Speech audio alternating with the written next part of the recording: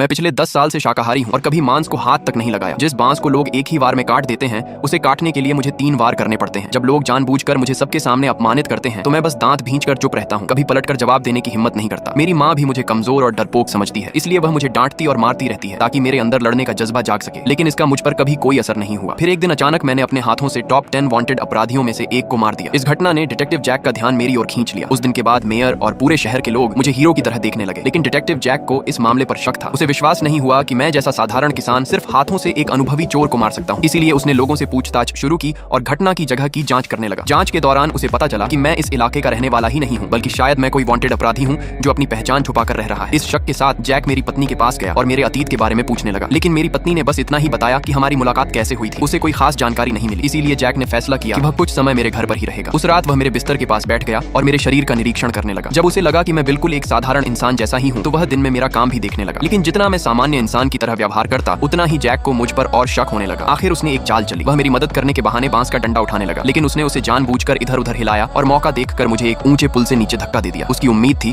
कि मैं खुद को बचाने के लिए लाइटनेस कुंग फू का इस्तेमाल करूंगा। जैक तुरंत उत्साहित हो गया, क्योंकि इतनी ऊंचाई से गिरते हुए अगर कोई आदमी सीधे टहनी पर गिरे तो टहनी टूट जानी चाहिए। मुझे पता था कि वह मेरी परीक्षा ले रहा है। छोटे पेड़ पर गिरने के बाद मैंने अपनी आंतरिक शक्ति से पहले टहनी को तोड़ा और फिर पानी में गिर गया।